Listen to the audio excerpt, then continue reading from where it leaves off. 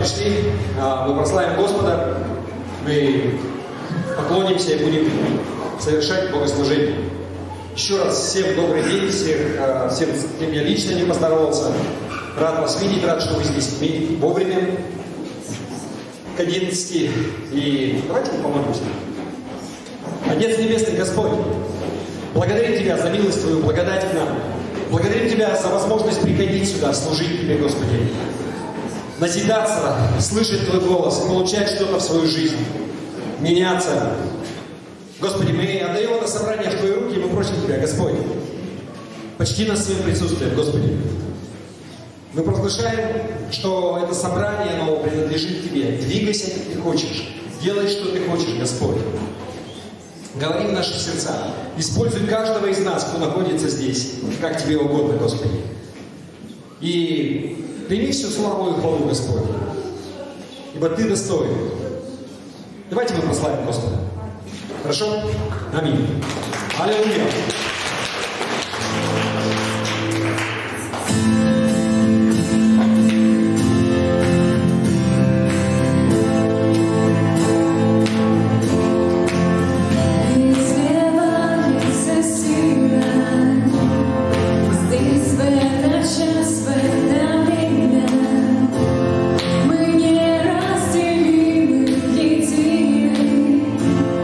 Все мы ждем Его.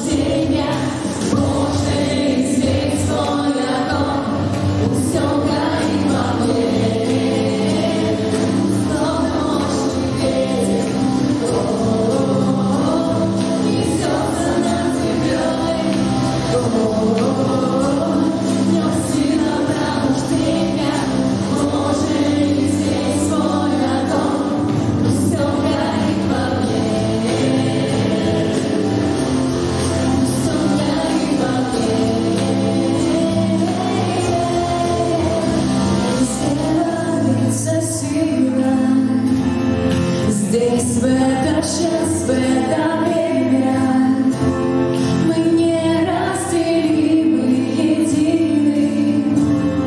Все мы ждем Его,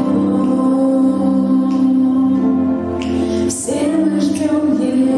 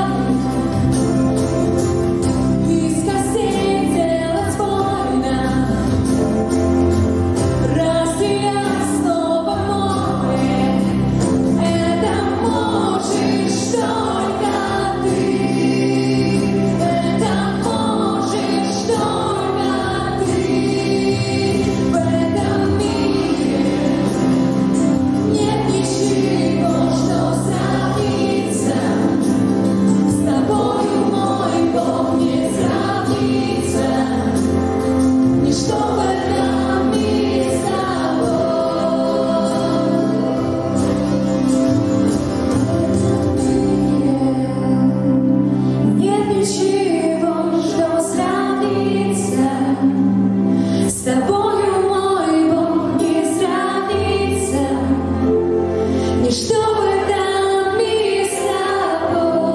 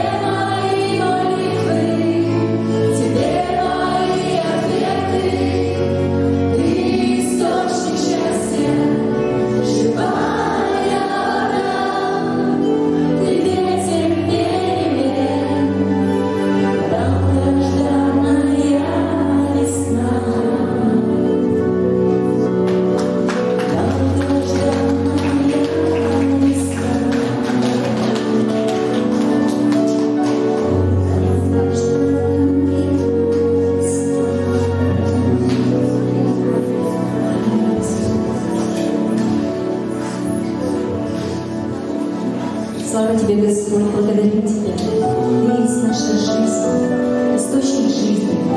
Иисус, Ты сказал, я есть путь истины и жизни.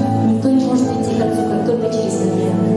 Господь, Ты мост примирения, который протянут с неба, от престола благости и милости, прямо в каждое сердце, которое нуждается в Тебе, в каждое сердце, которое вызывает Тебе. Мы благодарим Тебя за это время, благодатное, чудесное время, когда Твоя любовь простирается нам, Господь, изливается бесконечным потоком. Спасибо Тебе, Господь, за то, что каждое утро обновляет Твою милость, и каждый день мы принимаем порцию, очередную порцию любви, в которой нуждаемся, Господь. Спасибо Тебе. Мы так нуждаемся в Тебе с самого нашего рождения. Мы дышим, Господь, тем воздухом, который Ты нам подарил. Мы видим глазами, которые подарил нам.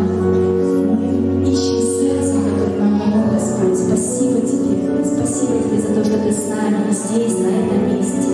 И везде, где бы мы ни были, Господь, Ты с нами. Аллилуйя. Слава Тебе, Господь, Иисус Небесный. Мы благодарим Тебя, Господи, за Твое чудесное присутствие на этом месте. Мы склоняем свои сердца, Господь, в своем помышлении, Господь. Мы приняем Тебе, Иисус Христос. Отдели нас от всякой суеты мирской, Господь.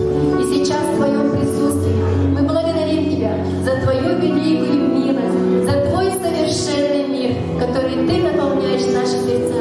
Отец, мы благодарим Тебя, что Ты создал церковь, за то, что Ты спас нас, Господь, из суеты этого мира, Господь, за Твою милость и благость благодарим Тебя. И Ты сказал, это церковь Моя, я создам ее на камне, и врата ада не одолеют его. Истинно да будет так, Господь, во имя Иисуса Христа. Никакая сила, никакие силы зла, ничто не одолеет церковь Твою, Господь, потому что Ты есть наш добрый пастор, который наполняет наши сердца, который укрепляет нас своей любовью. Отец Небесный, Ты сказал, согласно Слову, Господь, стоя на Слово 1 Тимофея 2 глава, мы сейчас молимся за всех людей, за всех святых, за начальство, за власти, Господь. Благословляем их миром Твоим, Господь, прежде всего, потому что когда будет мир в наших сердцах, мы будем способны принимать правильные решения во славу Твою. Благословляем каждого президента, каждого начальника, каждого правителя стран, Господь, во всем этом мире, мудростью и страхом, благоговением перед Твоим именем. Господь, пусть придет Твоя благодать, пусть придет Твоя милость, откроется Твоя премудрость, когда они будут принимать важные, значимые для всего народа решения. Спасибо Тебе, Господь, и мы сегодня высвобождаем Твой совершенный мир по всей земле, Господь, во всех уголках земли, Господь. Да наполнятся, Господь, люди Твоей божественной любовью, да будут они принимать друг друга, Господь, да будет созидаться мир во всем мире во имя Иисуса Христа. И также мы молимся, чтобы каждый человек, чтобы каждое сердце, каждая душа, она была обретена и спасена для Тебя. Пусть каждый да будет восхищаем Царством Твоим, чтобы иметь будущность, Господь, иметь надежду в Иисусе Христе. Благодарим Тебя, Господи, за нашу церковь, за нашего пастора Алексея, Господь, которого Ты нашел верным служением и поставил, Господь, пастора. Мы благословляем его, Господь, быть всегда твердым, Господь, непоколебимого духа, Господь. Пусть премудрость Твоя будет пребывать в нем во всякое время дня и ночи, Господь. О, Господь, просто наполни его сверхъестественным, Господь, могущественным образом, Твоим мощным помазанием, Господь, слышать, видеть, Господь, вести эту церковь, как Ты хочешь, Господи. Открой им видение, которое Ты имеешь для нашей церкви, возможно, для нашего города, Господь, возможно, даже, Господь, в других местах, Господь, этого мира. Спасибо Тебе, Господи, за каждого служителя, который предстоит сегодня перед Тобой, перед всей церковью. Благодарим, Господь, за то, что Ты изливаешь благодать Твою, и служители высвобождаются, Господь.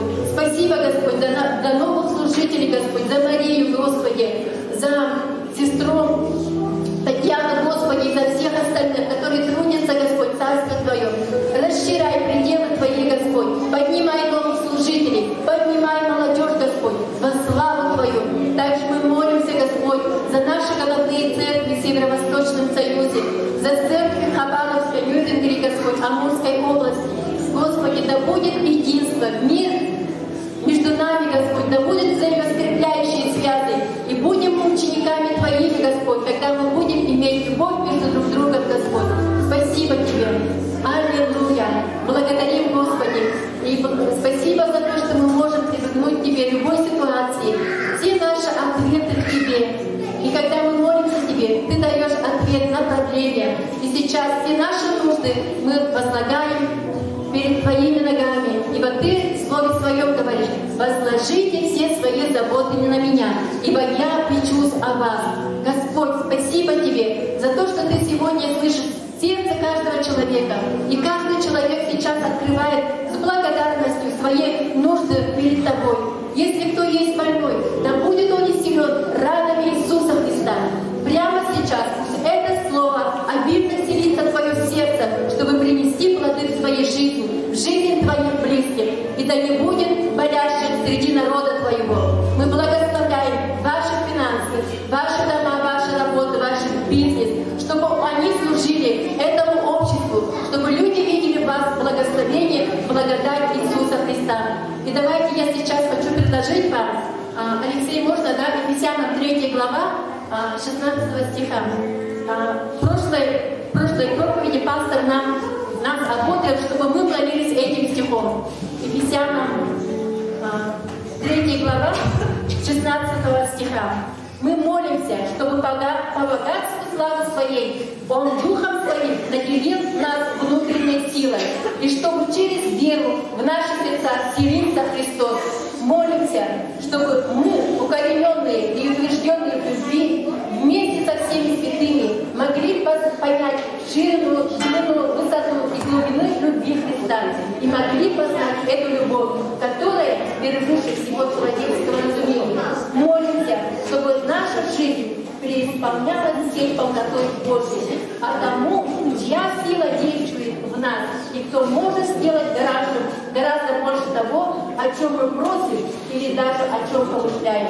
Да будет слава из поколения в поколение, навеки через Иисуса Христа и через Церковь. Аминь.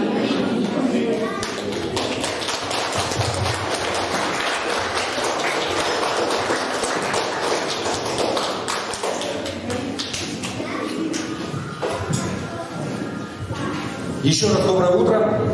Дети, подростки, выходите сюда. Вы знаете, у нас добрая традиция, мы благословляем детей на каждом собрании.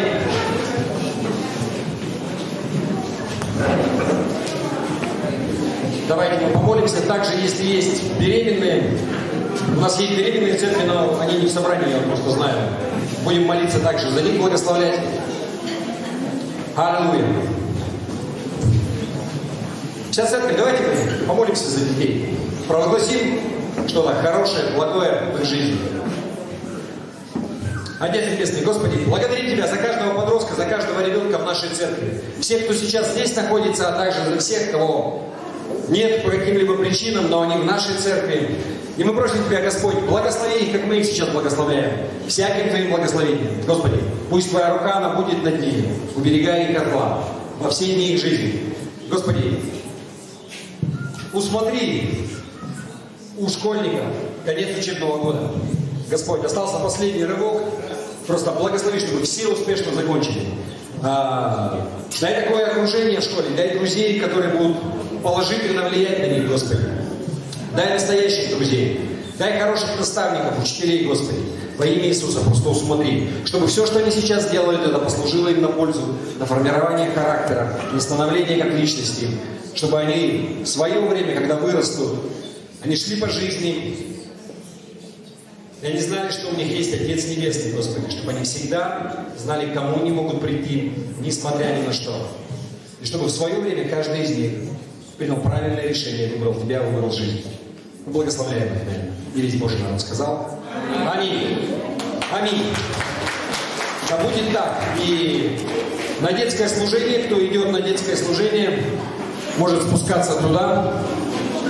У нас есть места здесь в зале, поэтому можно не толпиться там. Проходите, садитесь, первый ряд свободный.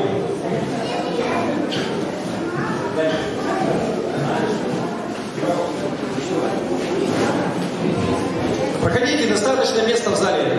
Вот первые ряды, присаживайтесь.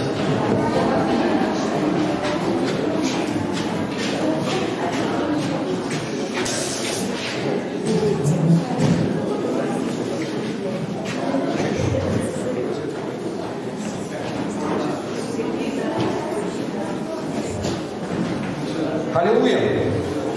Еще раз, я рад вас видеть.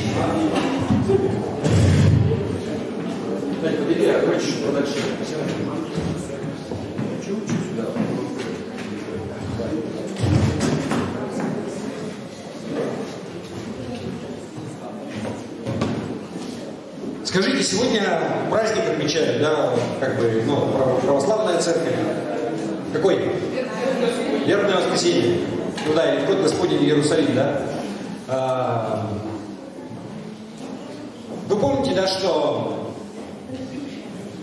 я не раз, в том числе, почему мы празднуем, ну не мы празднуем, а вообще есть расхождение в датах, да, в церковном календаре. Например, у православной церкви, у других церквей. Чаще всего это возникает из-за того, что практически весь современный мир, он перешел на григорианский календарь, да? В том числе и наше государство. Но православная церковь, она не перешла, она живет по старому стилю, как раньше называлось, по юлианскому календарю, который был еще юлианский, это от Юлия Цезаря, а григорианский это от папы Григория какого-то, ну, не суть, который был папой в Римской католической церкви. И вполне понятно, почему как бы православные отказались переходить, то есть какой-то папа не указ, да. Но на самом деле, помните, да, что астрономы вычислили, что там, это было, когда в 19 веке же, да, перешли, что к тому времени накопилось там отставание, уже сутки были, да, или там не сутки, там вот 7 дней было, и в общем, что на самом деле не 365 дней в году, да, там есть минуты, секунды, которые потом с течением времени складываются в дни. И мы живем, то есть, что я хочу этим сказать, что я хочу подчеркнуть. Часто люди, они за формой, вот, нам нужно делать определенный обряд, делать то-то и то-то. И они забывают вообще всю суть праздника. Поэтому не важно, когда мы, да, то есть это всегда делается за неделю до Пасхи. То есть вербное воскресенье и вход Господа в Иерусалим. Поэтому не важно, когда ты празднуешь, главное, чтобы вообще понимать всю суть, и что ты празднуешь, и что ты делаешь. И то же самое с Пасхой. Потому что Пасха это не куличики или яйца, да. Но смысл в этом другой. Вот этот вот обряд, это да, у кого какие традиции. Но суть вот праздника, она не в этом. Сегодня я бы хотел поговорить о вербном воскресенье, но несколько в другом ключе, да, вот в таком интересном. Надеюсь, он как бы и вам откроется, да, пойдет на пользу. И давайте мы прочитаем сначала место Писания вообще откуда и что. Вообще, как бы вход Господа в Иерусалим, это подразумевает, что вот эта последняя неделя, Иисус, он въезжает в Иерусалим, и народ его радостно встречает, и вскоре он будет распят, он будет убит, и потом он воскреснет, да?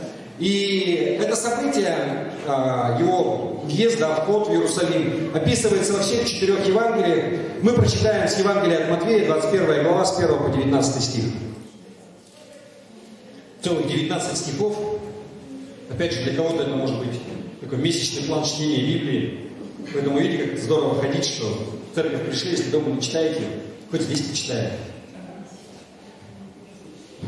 Итак, Евангелие от Матфея, 21 глава, с 1 по 19.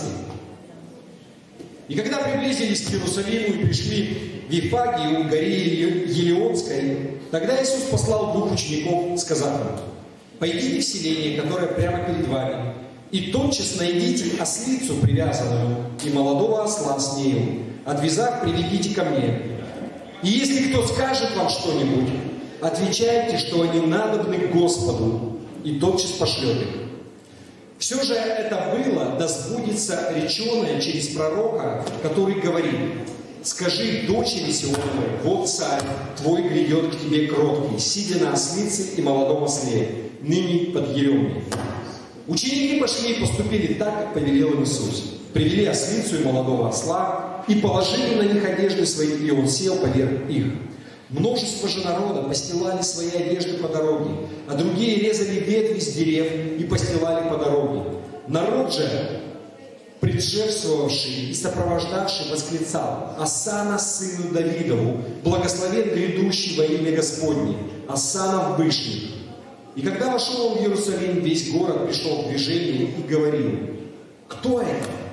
Народ же говорил: «Сей есть Иисус, пророк из Назарета Галилейского». И вошел Иисус в храм Божий и выгнал всех продающих и покупающих в храме. И опрокинул столы миновщиков, или миновщиков из камней, продающих голубей, и говорил им: «Написано: дом мой домом молитвы наречется, а вы сделали его вертепом разбойников». И приступили к нему в храме слепые и хромые, и он исцелил их. Видев же первосвященники и книжники чудеса, которые он сотворил, и детей, восклицающих в храме и говорящих: «Осанна сыну Давидову», вознегодовали и сказали ему: «Слышишь ли, что они говорят?» Иисус же говорит: «Да, разве вы не читали, никогда не читали: из уст младенцев и грудных детей ты устроил хвалу?» И оставив их, вышел он из города в Вифанию и провел там ночь. Поутру же, возвращаясь в город, залкал или проголодался, да, значит, по-русски. И увидев при дороге одну смоковницу, подошел к ней, и ничего не найдя на ней, кроме одних листьев, говорит ей: «Да не будет же впредь от тебя плода вовек». И смоковница тотчас засохла. Вот это вот местописание, здесь просто вот еще синодальный перевод, не указано, что, вот там написано, да, что люди, они клали ветви, срезали с деревьев, да, и клали на землю. Просто другие переводы, ну или вообще в греческом, да, если в этом смотреть, резали именно пальмовые листья, слагали перед ними, была такая традиция, то есть вот воздавали почести. Когда въезжал военачальник или вот царь или кто-то, да, вот устилали, там написано, одежды, пальмовые ветви ложили. Именно поэтому называется либо пальмовое воскресенье, в России вербное воскресенье. Ну и почему вербное воскресенье в России, вы, наверное, догадываетесь, да? Потому что с пальмами у нас как-то не сложилось, это раз. Во-вторых, праздник он весной всегда, да, перед Пасхой. И у нас даже ветви-то нормальные, ну, только-только почки начинают, и поэтому брали те деревья, где почки они образовывались, и вот их складывали. И поэтому, ну, пошло как бы вербное воскресенье. То есть основа она в этом. Понимаете? Но суть она именно в этом. Либо еще это вход Господа в Иерусалим. Да? И здесь что удивительно, что Иисус, Он въезжает, и все Его встречают как царя. Вы понимаете, да? И не просто царя, а говорят, что сын Давидов, да? Именно это тот Мессия. Его люди встречали как Мессию, который был обещан. И вот здесь написано, что он исполнил много пророчеств и так далее. И вот церковь, она отмечает это событие. Но что бы я хотел вам показать, да, на что бы хотел обратить внимание. Вы знаете, когда мы приходим к Богу, да, когда мы сами каемся, каждый человек, когда он приходит к Богу, у него какие-то свои собственные личные ожидания от Бога, да? Какое-то представление, что Бог Он для тебя сделает. Вы согласны? Ну, то есть ты приходишь к Богу, вот, когда ты покаялся, да, вот что-то у тебя есть на сердце, ты что-то ожидаешь. И у каждого это свое личное. И у каждого есть какие-то ожидания, что Бог Он что-то для тебя сделает, да? Что Он должен что-то для тебя сделать. И вот в силу того нашего опыта прошлого, в силу нашего развития, да, мы создаем какой-то образ в голове, да, вот какой Он Бог, и что Он для меня сделает, что Он может, в силу того, что нам сказали. Вы согласны? И знаете, я бы хотел вам такой вот пример привести. Реальная история. Женщина взрослая, у нее сестра, тоже взрослая уже. У сестры есть уже один ребенок, и она беременна вторым. И вот эта женщина, она приходит к своей сестре и спрашивает свою племянницу, получается, да, девочке 4 года. Она ей говорит: а ты бы кого хотела? Братика или сестричку? И вот эта девочка, она смотрит на нее и говорит: тетя Аня, иногда нужно просто принять, что тебе дает Бог. Вы знаете, вот в этом примере, вот тетя, она подошла к девочке, да, и она спрашивает: кого бы ты хотела, братика или сестричку, да? То есть у девочки, она думает, что вот у нее есть какое-то ожидание, что кого ты попросишь там у Господа, чтобы кто у тебя был, братик или сестерка, кого бы ты хотела. Но вот эта девочка, да, она как бы по-взрослому отвечает, что я думаю, что Бог, Он лучше знает. Другими словами она говорит: я думаю, Бог лучше знает, кто мне там лучше, братик или сестричка. Иногда тебе нужно просто принять, что Бог, Он приготовил. Да? Вы знаете, вот текст, который мы сегодня прочитали, вот это местописание, когда Иисус, Он входит в Иерусалим, вот, на самом деле триумфально, да, вот так царей, победителей встречают. Представляете, все люди, они ликуют, снимают одежды и выстилают ему на дороге, да? Пальмовые ветви срезают, и все кричат, что Осанна или слава, да, слава Богу, слава Сыну Давиду, вот Он, этот Мессия. И я посмотрел, да, как бы, когда готовился, почему евреи, они таким образом воспринимали, почему они кричали об этом, что происходит вообще, что за реакция. Иисус только что, буквально, там, короткое время назад Он воскресил Лазаря из мертвых.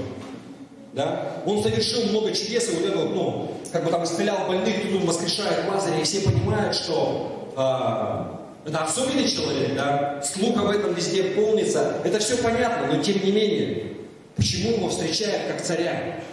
И не просто как царя, а как Мессию, который был послан. Как-то не совсем укладывается, но вы знаете, что весь Ветхий Завет, все пророки, они полны пророчествами, да, о том, что Мессия, Спаситель для Израиля, он придет, Он будет, да. И вот это вот в то время, когда вот был Иисус, знаете, был такой пик, в народе было ожидание, что Мессия, Он должен прийти. Израиль находится под оккупацией, да, Римской империи.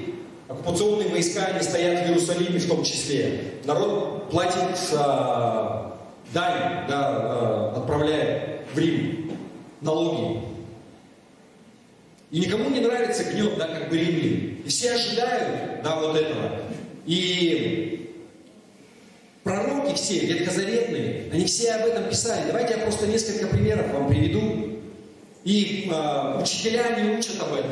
И все знают об этом, да. Еремея, 23 глава, 5-7 стих. Книга пророка Иеремии. Он пишет следующее. «Вот наступают дни, говорит Господь, и восставлю Давиду отрасль праведную, и воцарится царь, и будет поступать мудро, и будет производить суд и правду на земле. Во дни его Иуда спасется, и Израиль будет жить безопасно. И вот имя его, которым будут называть его, Господь, оправдание наше. Посему вот наступают дни, говорит Господь, когда уже не будут говорить, жив Господь, который вывел сынов Израиля из земли египетской». Еще одно местописание. Вы понимаете, да, что вот эти пророки, это было за сотни лет, да, до пришествия Христа. Захария, 6 глава, 12-13 стих. Говорит, 6 глава, 12-13 стих, книга пророка Захария. «И скажи ему, так говорит Господь Саваоф, вот муж, имя ему отрасль. Он произрастет из своего корня и создаст храм Господень. Он создаст храм Господень и примет славу, и воссядет, и будет владычествовать на престоле своем, будет и священником на престоле своем, и совет мира будет между тем и другим». И, конечно же, еще последнее место, я вас не утомлю сейчас, не бойтесь, это книга пророка Исаия. То есть Исаия, который так много пророчествовал об Иисусе. Исаия, 9 глава, 6-7 стих. «Ибо младенец родится нам, сын дан нам, владычество на раменах его, и нарекут имя ему, чудный, советник, Бог крепкий, Отец вечности, князь мира. Умножению владычества его и мира нет предела на престоле Давида и в царстве его, чтобы ему утвердить его и укрепить его судом и правдою отныне и до века. Ревность Господа Саваофа соделает это. То есть вот эти места Писания, я сейчас не буду их разбирать, но они указывают, да, что будет посажен на троне, да, из потомок Давида, да, того царя, который будет Мессией. Иисус, Он исполнил все эти пророчества. Да? И вот это вот были вот обещания, что будет рожден царь для евреев, которые так его ждут, да, которые так в нем нуждались, для иудеев. И иудеи, они изучали эти места Писания, они их знали. И они всегда вопрошали, они ждали: Господи, ну когда же? Господи, пусть придет Твой Спаситель, пусть придет Твой Мессия. И они знали, где Он будет рожден. Когда мудрецы, которые с востока пришли, которые увидели, да, там вот звезду, и они пришли, чтобы поклониться, это, понимаете, да, я сейчас из Евангелия говорю. Кто понимает, о чем я говорю? Не видел? Хорошо. Когда мудрецы, они пришли поклониться, да, царю, да, написано, что царь иудейский родился, да, и они спрашивали, а где и куда нам пойти? Старейшины и книжники, они знали, где искать, потому что в книге Михея, 5 глава, 2 стих написано: «И ты, Вифлеем Ефрафа, мал ты между тысячами иудинами, из тебя произойдет мне тот, который должен быть владыкою в Израиле, и которого происхождение изначало от дней вечных». Здесь говорится, что Мессия, Он будет рожден в городе Вифлееме, да? Именно там родился Иисус, да? И они знали, что когда Он придет, как царь в Иерусалим, Он придет определенным образом, Он войдет в город. Он въедет туда на ослице, да? На осле. Это тоже во исполнение пророчества, которое было за сотни лет дано в книге пророка Захарии, 9 глава, 9 стих. Там написано: «Ликуй от радости, дочерь Сиона, торжествуй, дочерь Иерусалима. Вот царь твой грядет к тебе, праведный и спасающий, кроткий, сидящий на ослице и на молодом осле, сыне подъеремный». Что я хочу сказать, что вот когда Иисус он был, знаете, вот, ожидание Спасителя в еврейском народе, оно такого пика достигло. Люди, они жаждали, они были готовы. И когда Иисус, Он начал творить чудеса, и Он говорил, и все понимали, что это необычный человек, кто-то его там принимал как за пророка. Но когда вот Он входил, все принимали его как царя, люди были готовы.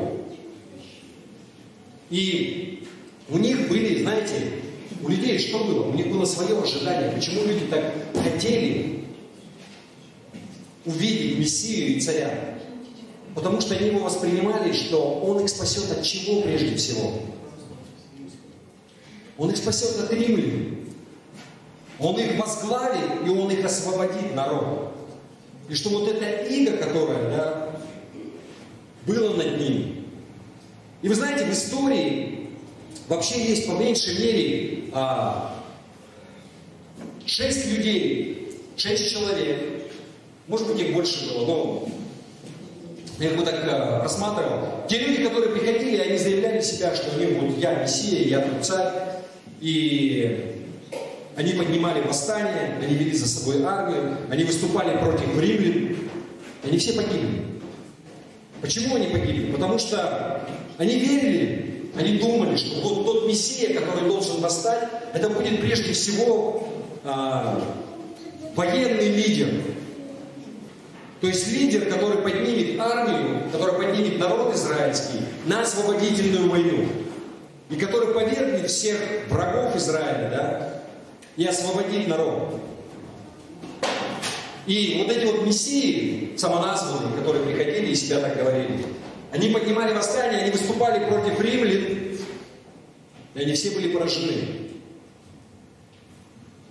И когда Иисус, Он входил вот в это вот вербное воскресенье, или вот, когда пальмовое воскресенье перед Ним вот его встречали, у людей было такое ожидание, что вот Он, лидер, который поднимет народ, который поднимет армию, который поведет нас, и мы победим римлян, мы освободим нашу землю.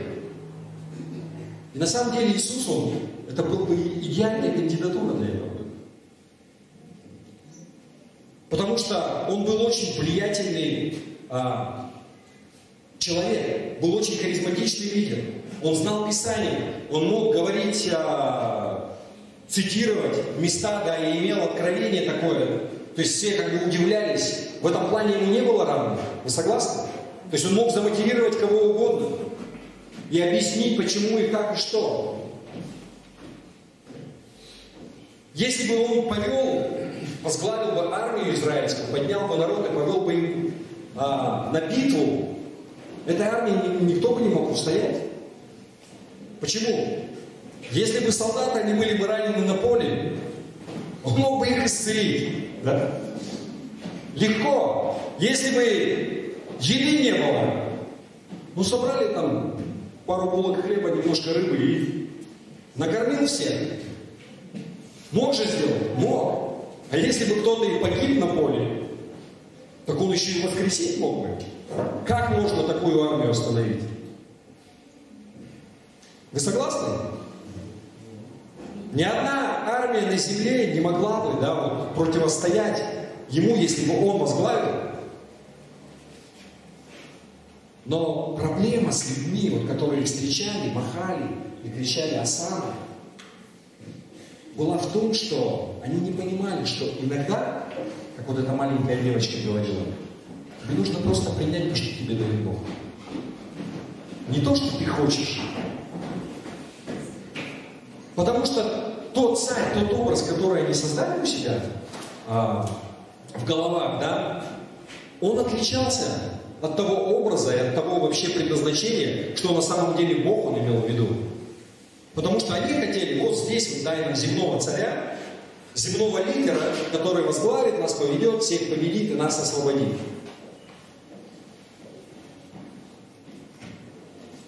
Но у Бога был другой план, который не соответствовал их ожиданиям. Вы согласны?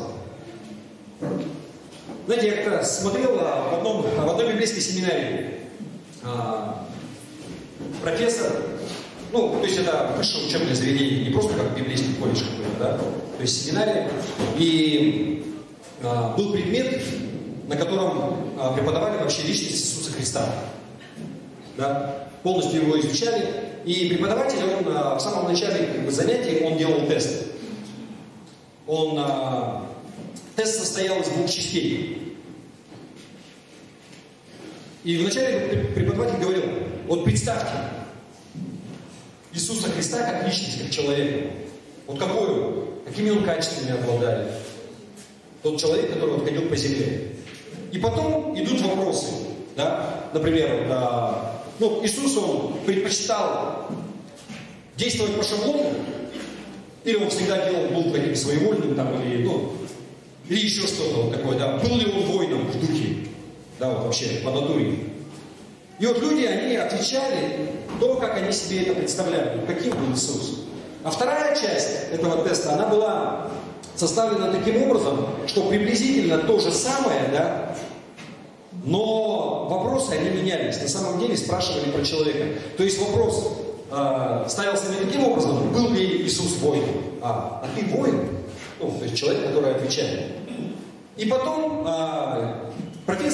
преподаватель он смотрел на соответствие вот этого, да, и интересные выводы сделал. Он говорит, что на самом деле мы представляем себе Христа, формируем таким образом, какими мы являемся на самом деле, какая наша натура есть. Это не всегда правда, но очень часто, вот знаете, вот те ценности, которые есть у меня,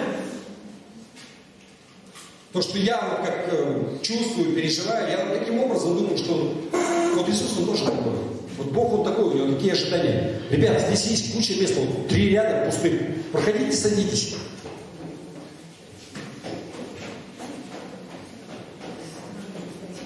То есть это может быть не всегда правда, но вы знаете, это то, что произошло. Вот когда Иисус он ехал в это воскресенье, он езжал в Иерусалим, и люди складывали перед ним пальмовые ветви, да, Они уже сделали образ вот этот, да, каким он должен быть, что он должен для меня сделать. Вы согласны? Да. Кто-нибудь согласен вообще? Мужики такое? Ну, не будут.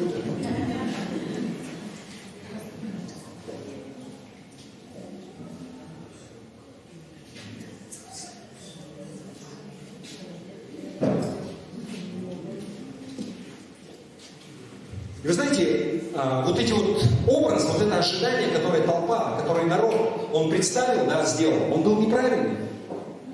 И очень интересные вещи, что происходит дальше, то, что вот описывается, то, что мы читали, вот это описываются эти события. Самое первое, что Иисус делает, я верю, что это специально.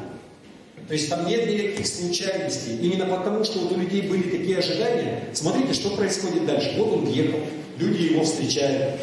И 12-13 стих. То есть Матфея, 21 глава, 12-13 стих. «И вошел Иисус в храм Божий, и выгнал всех продающих и покупающих в храме, и опрокинул столы миновщиков и скамьи продающих голубей, и говорил им, написано, дом мой домом молитвы наречется, а вы сделали его вертепом разбойников». Знаете, это не первый раз такое вот вообще происходит. В самом начале своего служения Иисус уже делал подобное.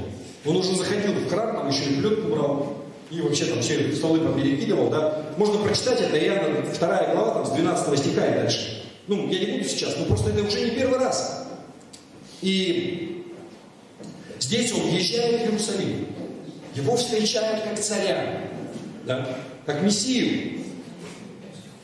И он идет в храм, и он начинает там всех выгонять, торговцев, говорит, устроили здесь. Почему? Потому что он что-то пытался донести, да? Смотрите, если он въехал бы в Иерусалим, и он таким вот образом встречает, он мог бы вообще напрямую поехать сразу там, где Давид жил, да, где там дворец Давида стоял, недалеко, там рядышком по улице. Не в храм пойти, а туда поехать. Если бы он туда поехал, я думаю, его бы народ, он туда бы на руках занесся. Вот он наш новый царь. Но таким бы образом, да, он провозгласил бы, что вот он, я земной царь, да, который пришел для того, чтобы там создать новый Израиль, освободить его, начать войну. Что я пойду там и завоюю весь мир там, и так далее. Но он этого не сделал. Он въезжает, его встречают как царя, который все ожидают от него будет лидером, который их поведет на войну. Но вместо этого, вместо того, чтобы поехать и занять царский там дворец, он идет в храм, и он начинает вычищать его. Что такое храм Божий? Да? То есть место, которое было посвящено Богу. Зачем он это делает?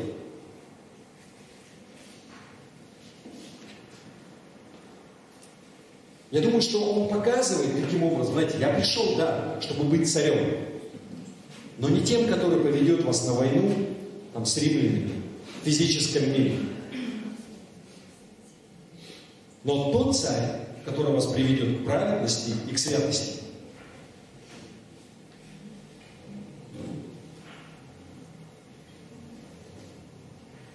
То же самое имеет значение и для нас, для верующих, для христиан, которые сейчас живут. Потому что в 1 Коринфянам 6 глава, 19-20 стих. Давайте мы прочитаем это место. Еще раз, можно? 1 Коринфянам 6 глава, 19-20 стих. «Не знаете ли, что тела ваши суть храм, живущего в вас Святого Духа, которого имеете вы от Бога, и вы не свои, ибо вы куплены дорогою ценою. Поэтому прославляйте Бога и в телах ваших, и в душах ваших, которые суть Божия». Каждое тело каждого человека – это храм Божий, верующего человека.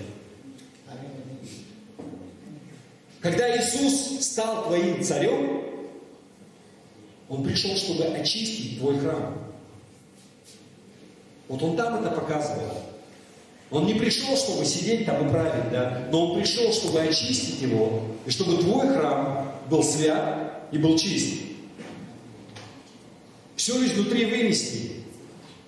Кто-то может сказать, что, может быть, это по церкви можно такой параллель как бы провести, да? Но имеется в виду церковные здания. Церковные здания, да, у нас полно тоже людей, которые могут быть нечистые, там, какие-то мотивы, которые там грешные и еще что-то. Но церковное здание — это не церковь. Мы сколько раз говорили. Церковь — это мы, да. Это собрание святых, это люди. Здание — это просто здание, это не церковь. Мы церковь. И если пока ты и я, мы не очищены в нашем храме, который наше тело, внутри, здание, оно вообще никакого значения не имеет. Иисус, Он не пришел для того, чтобы вычистить церковные здания, но Он пришел очистить свой храм. Он пришел для того, чтобы перевернуть наши жизни, вообще поставить их с ног на голову, выгнать просто всякий грех, который раньше руководил нами, да, в нашей жизни. И уже Ему править там. Я верю, что в этом вот значение того, что Он пришел, Он въехал, и первым делом Он пошел в храм чистить. Это как пример для нас. Когда ты принял Его, когда ты покаялся, когда Он стал твоим царем. Представьте тела ваши, чтобы Он мог вычистить вас. И не будет уже вот этого греха и всего, что Ему не угодно. И тела ваши, которые есть храм Божий, они будут святые, чистые, без греха. Кто-нибудь скажет аминь? Аминь. Классно я вас мотивирую.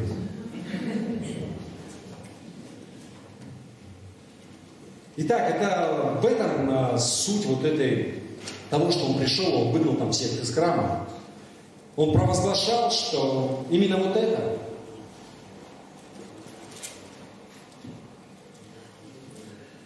Что, знаете, мы не можем, если ты принял Христа как своего Господа и Спасителя, так позволь Ему изменить твою жизнь, позволь Ему изменить, вычистить тебя. Ты не можешь прийти к Христу, принять Его и остаться точно таким же, как ты был до этого. Это невозможно, потому что Он меняет.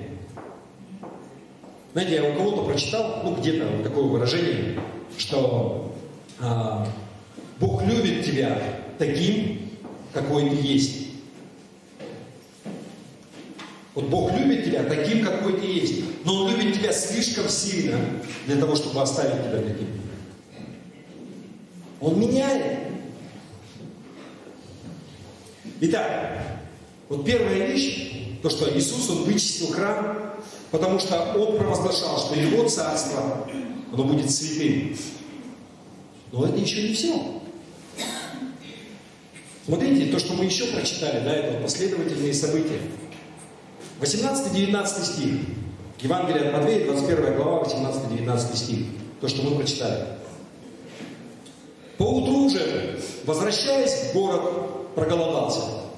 И, увидев при дороге одну смоковницу, подошел к ней, и ничего не найдя на ней, кроме одних листьев, говорит ей: да не будет же впредь от тебя плода вовек. И смоковница тотчас засохла. Кто знает, что такое смоковница? Инжир. Молодцы. Я все время знаю и все время забываю. Но инжир это такая, у нас бывает тоже, если со Средней Азии, то вкусная такая штука, сине-фиолетовая, много семечек внутри, да, очень сытная, вкусная, когда спелая. Есть разные названия, да, смоковница, смоква, вот инжир, если называют, дерево называют его еще фига, то есть плод тоже, да, либо фиговое дерево. Вот финики срывают, помните, где это было? Чайковского. Вот это как раз про смокву. И здесь говорится о том, что Иисус, Он убил дерево. Да? Он шел, он проголодался, он подошел, смотрит, дерево стоит фиговое, смоковница. Хотел набрать себе плодов, потому что они сытные, поесть. Ничего не нашел и убил его. Да? И на самом деле, так же, как и с храмом, это не первый раз. В начале своего служения тоже такое было, что он тоже убил как бы смоку до этого. Что происходит? Почему Иисус, он убил как бы 2 смоковницы? Да? Что они засохли полностью. Он инжир не любил. Ну, наоборот, да, казалось, он же хотел найти что-то там, да. Не стал не с той ноги, или что вообще происходит? Настроения не было. Вы знаете, служение Иисуса было всего 3 года, да? Вот непосредственно, когда он вступил в служение. Он прожил 33 года, 30 лет он готовился, да, и 3 года всего служения шло. И вот эти 3 года, на самом деле, да, которые вот записаны в Евангелии, вы же понимаете, что это вот все время, которое он имел для того, чтобы заложить вообще фундамент для церкви, для царства, чтобы люди понимали, что будет происходить. Поэтому я верю, что все, что происходило, все, что он делал, произносил, и все, что записано, оно имеет определенный смысл, это не просто так. Вы согласны? Есть в этом значение какое-то. И когда вот здесь убивают эти фиговые деревья, да, здесь тем более есть значение. Это осознанный акт действия. И в этом есть послание для нас. Вопрос к вам. Вот в соответствии с тем, что мы прочитали в Матфея, 21 глава, почему Иисус, он убил дерево? На нем не было плода, да? Он не нашел никакого плода. Смотрите, Иоанн Креститель, когда был, да, когда он крестил толпы людей, которые к нему приходили,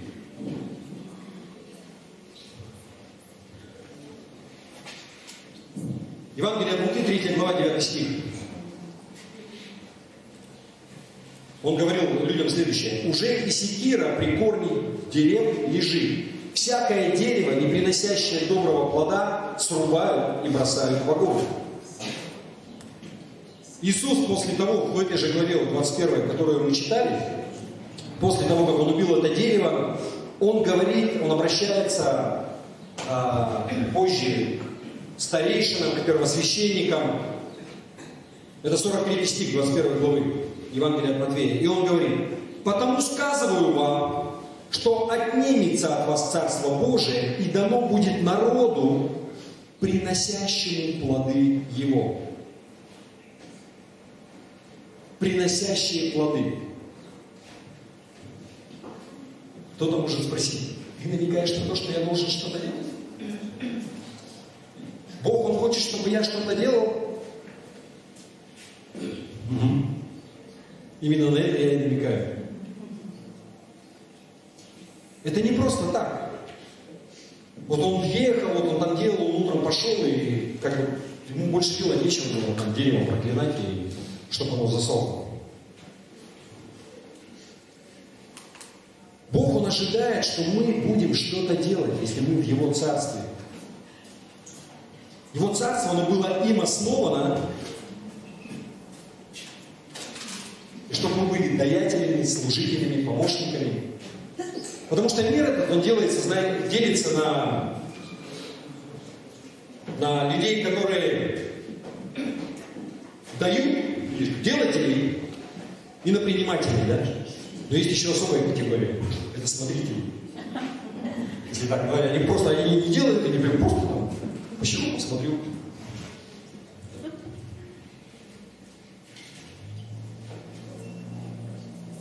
Иоанна 15 глава, 2 стих.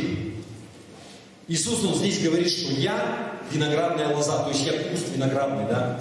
Вот Он, я виноградник. А мы Его ветви на этом кусте, да, на этой лозе.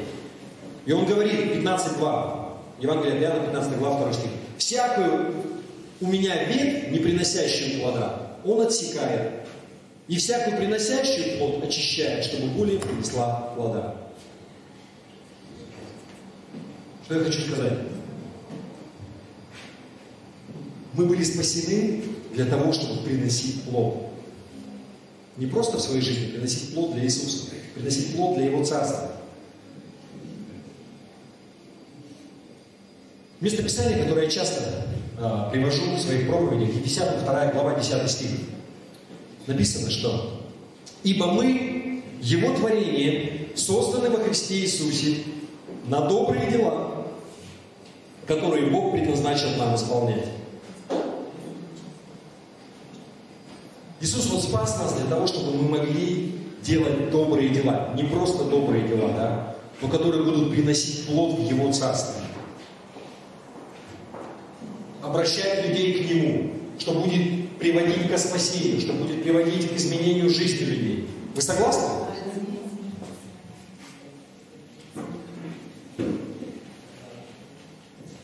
Знаете, иногда я бывает, встречаешь людей, я разговаривал с одним человеком, и когда вот так как-то зашла речь про то, что нужно приносить плод, нужно делать что-то в церкви, такое раздражение было. Потому что в голове этого человека, да, ходить в церковь, это уже дело. Я пришел сегодня на единственный, посидел, посмотрел.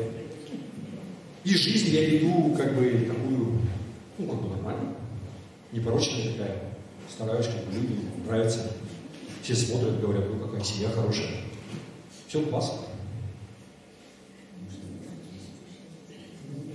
Нет ничего плохого в том, что у тебя жизнь классная, что люди на тебя смотрят и радуются, и говорят, что какая хорошая семья, и как у них все хорошо. И хорошо относиться к другим, быть доброжелательным. В этом нет ничего неправильного. Но это если это единственная мера, по которой ты меришь вот это местописание, что нужно приносить плод в Царство Божие, то тогда что-то не так с твоей шкалой ценностей. Этого недостаточно.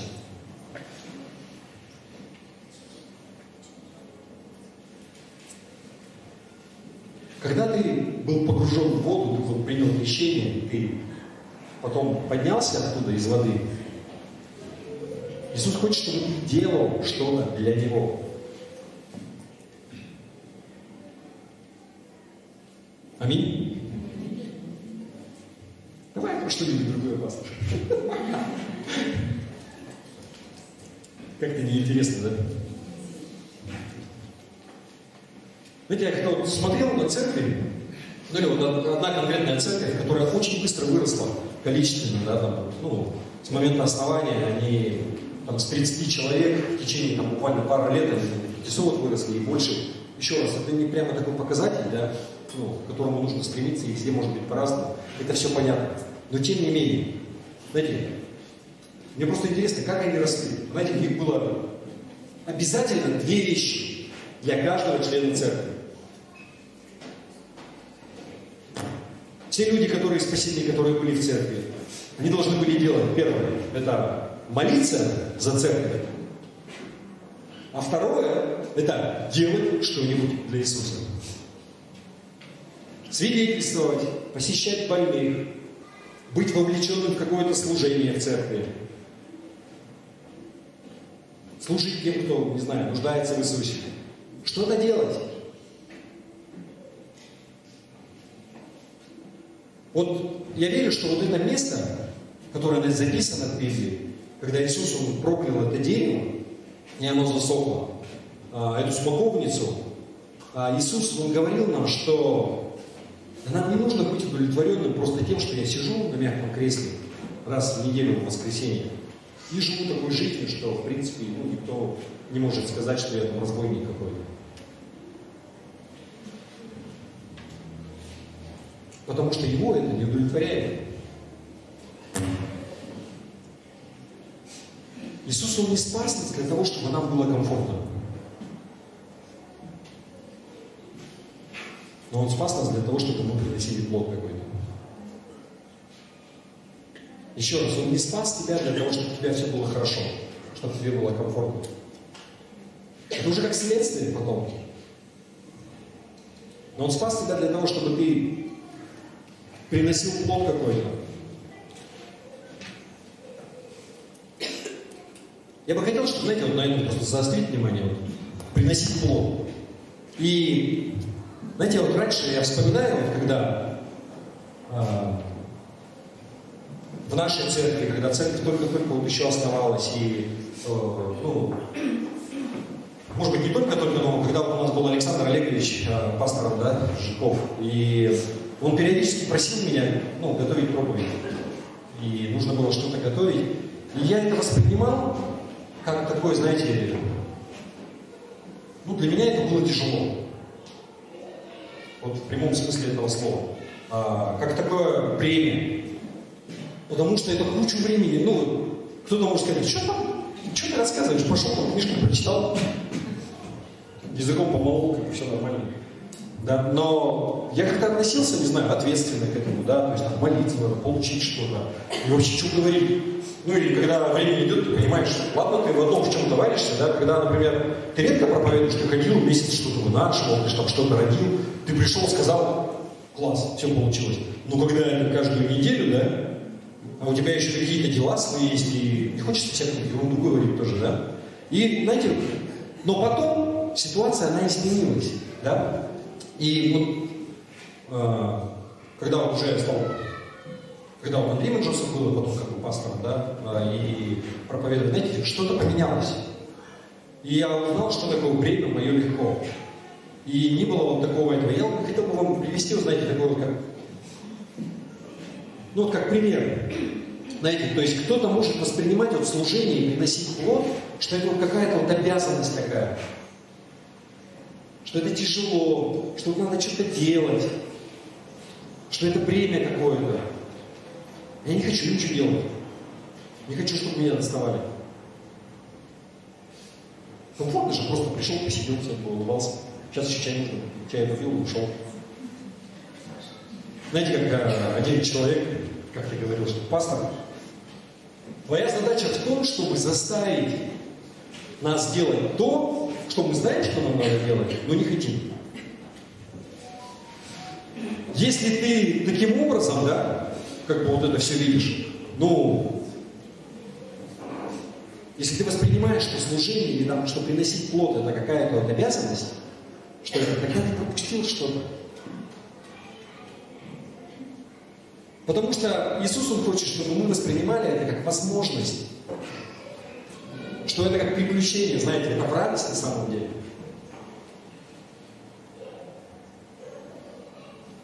Он верит в тебя, и Он дал тебе великий дар, когда ты был спасен. У тебя есть смысл для существования. У тебя есть цель в жизни, причина, ради которой стоит просыпаться по утрам. Бог, Он не спас нас и не создал, чтобы мы просто, знаете, как фикус, или как это, фиговое дерево. Вот я просто как овощ расту, и в этом вся моя суть. Нет. Но Он создал нас для того, чтобы мы были активны, чтобы мы были вовлеченные в жизнь. Он нас создал и спас для того, чтобы мы приносили плод. Вы согласны? Кто-нибудь?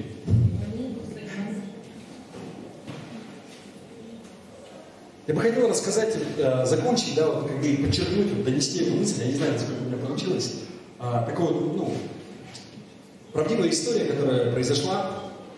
И пожилая, ну, не совсем пожилая, сначала это была пара средних лет, и они занимались фермерством в деревне, то есть у них был двор, они брали скот и выращивали на продажу, то есть жили вообще, да.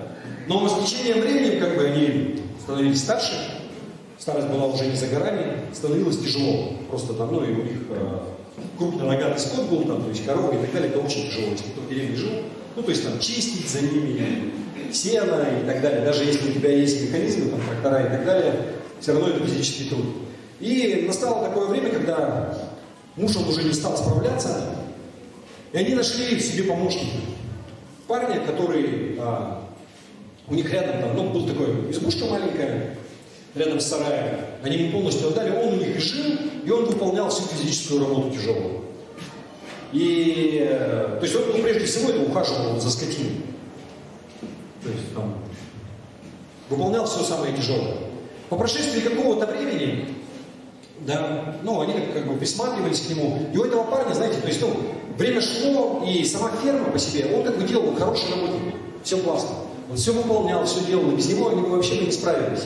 Но, знаете, то есть там заборы все уже они начинали коситься, то есть трава там бурьяном где-то там зарастала, сам дом там где-то косился. То есть кто жил в своем доме где-то в деревне, знаете, это постоянно требует ухода. Да? Нужно постоянно что-то делать.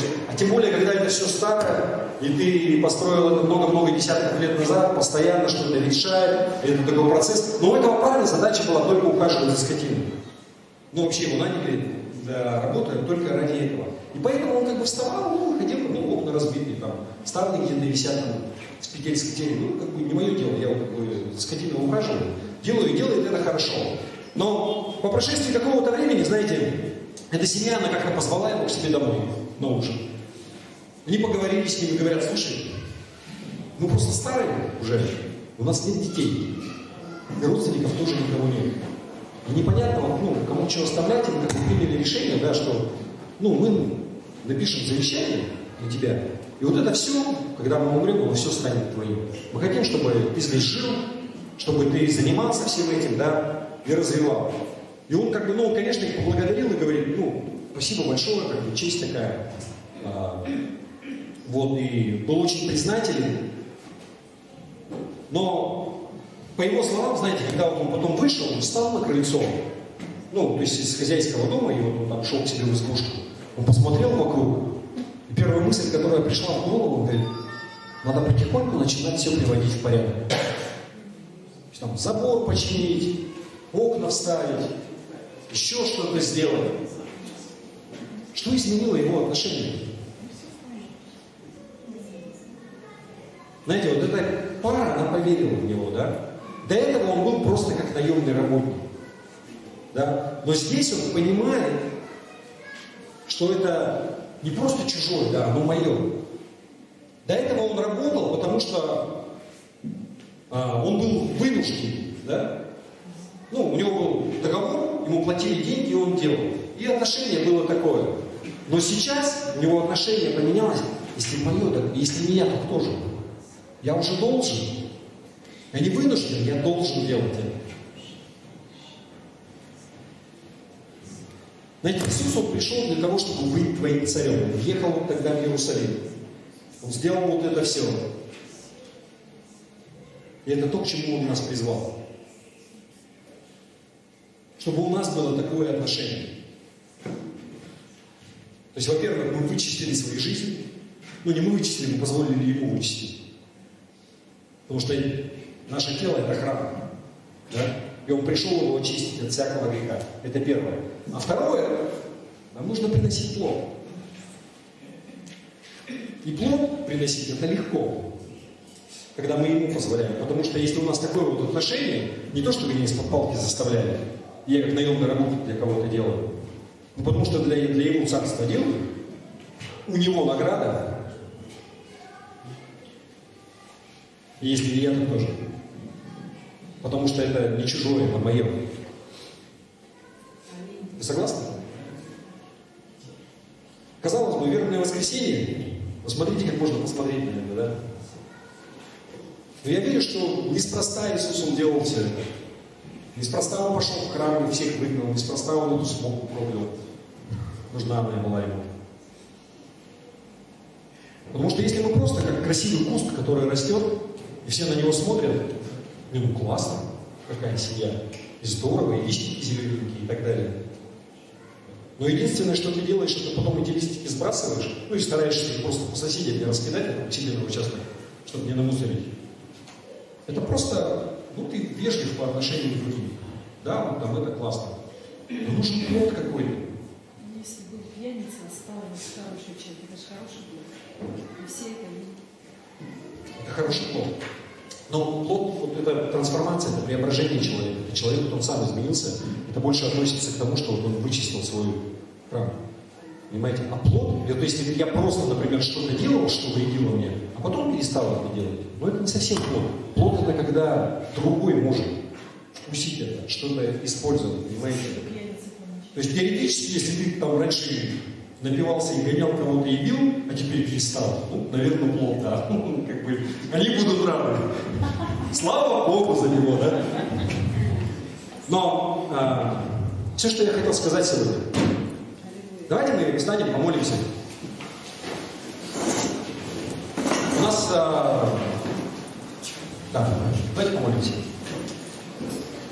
Аллилуйя. Господь, Отец Небесный, благодарим Тебя за Иисуса, за Твоего Сына, который умер за нас, кровью которого мы очищены, мы спасены. И дай нам это помнить, Господи, что наши тела – это храм Духа Святого, и он должен быть чистым, и что мы должны приносить его во имя Иисуса Христа. Все сказали аминь. Я бы хотел спросить просто, знаете, это все не имеет никакого смысла, если ты не принял Иисуса Христа как своего Господа и Спасителя. Если у нас есть люди, которые ни разу не молились молитвой покаяния, я могу с вами помолиться. Есть такие вот? Кто-нибудь? Я не болею. Можете меня найти, подойти ко мне, если так стесняетесь, хорошо? Я с вами помолюсь после собрания. Еще, я совсем забыл. Немаловажная часть нашего служения – это десятины и пожертвования. Мы как-то не сделали. Можно вот, у нас есть ведра,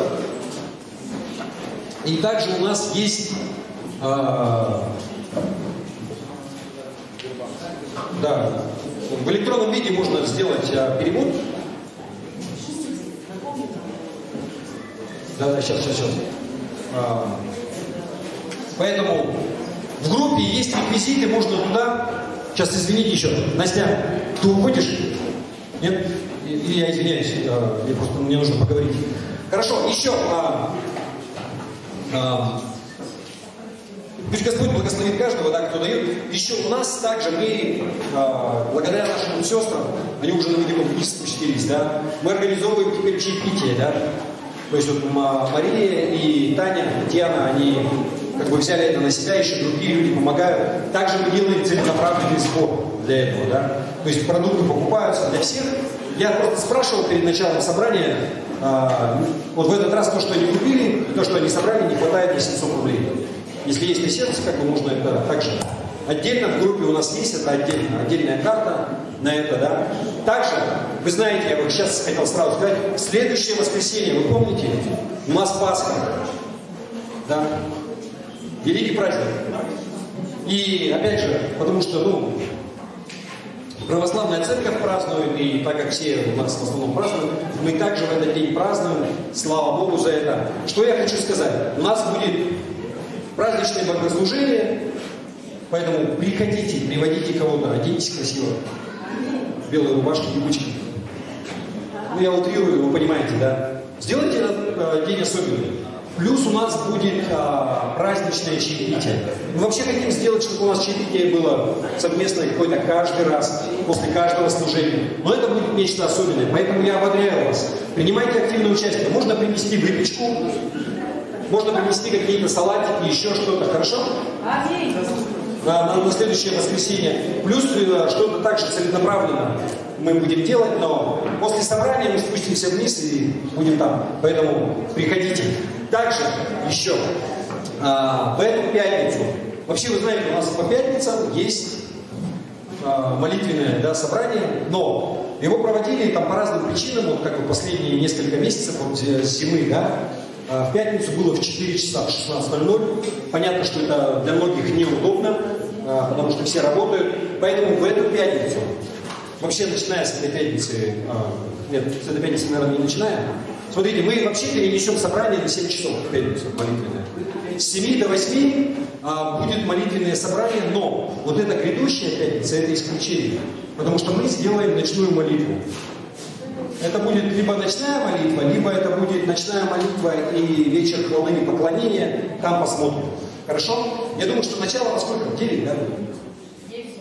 Да. Начало будет в 21:00 в пятницу. Здесь будет информация в группе. Не обязательно торчать здесь всю ночь. Опять же, да, можно... имеется в виду, я понимаю, что возраст бывает люди устают там и так далее. Кто-то, наверное, будет и будет здесь бдить до утра. Но если вы придете и проведете какое-то время, да, то есть в молитве, в прославлении, это будет здорово. Итак, в пятницу 21:00 здесь, потом через неделю, в следующую пятницу, молитвенные собрания, они возобновляются, они будут здесь, они будут в 19:00. Добро пожаловать на них также. Хорошо? И в следующее воскресенье праздничное чаепитие и вообще праздничное собрание. Добро пожаловать. Хорошо? Сейчас снизу стол уже накрыт. Если есть возможность, опять же, это не обязаловка, да, какая-то, но если вы не сильно торопитесь, можно остаться, пообщаться, попить чаю. В прошлый раз было очень хорошо, поговорили, люди рассказывали о себе, поэтому кто уходит с миром Божьим, Господь благословит всех на предстоящую неделю, кто остается, добро пожаловать вниз. Аминь.